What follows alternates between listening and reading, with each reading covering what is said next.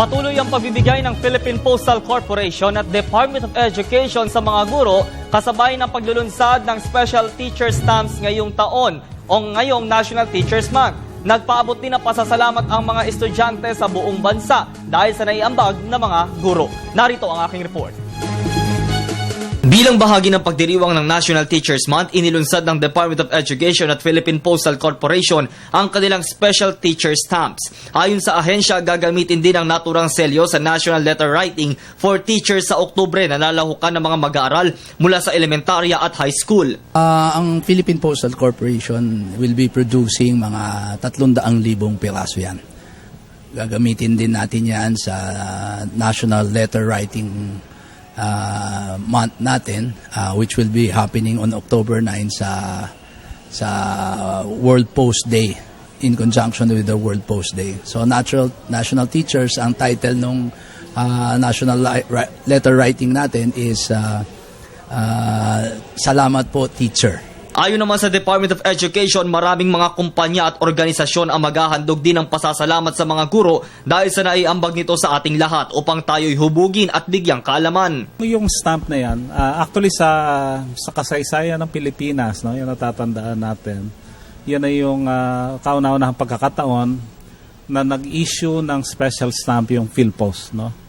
At ito ay para bigyang parangal yung mga teachers, no? Yan yung contribution ng PhilPost doon sa celebration ng National Teachers Month, no? Leading to World Teachers Day. Maraming mga kumpanya, mga NGOs at iba't ibang mga organisasyon yung may kanya-kanyang mga activities, no? Ang halimbawa yung mga professional development, may mga kinoconduct silang workshops, seminars para sa mga teachers.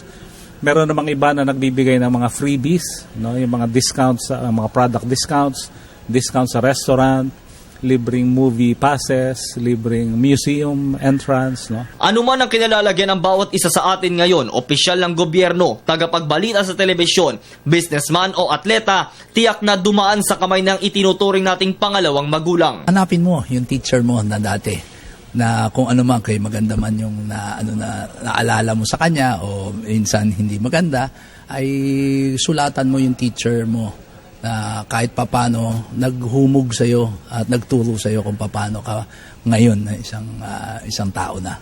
Kasabay naman ng World Teachers Day, maghahandog din ang bawat mag-aaral sa bansa ng Teachers Prayer at mga programa sa klase para bigyang pugay sina ma'am at sir. Maliban ho dito, meron din kanya-kanyang mga selebrasyon yung mga regions, no.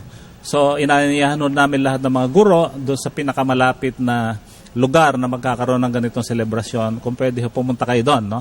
Para maranasan nyo naman ang pasasalamat sa inyo ng buong bayan. Kaya ako mismo nagpapasalamat sa mga gurong nagtsatsagang gumawa ng lesson plan, mag-check isa-isa ng test papers, pangalagaan ang kapakanan ng mga estudyante, at ang mas importante ang pagturing sa mga ito bilang kanilang mga anak. Saludo kami sa inyo. Salamat po, guro.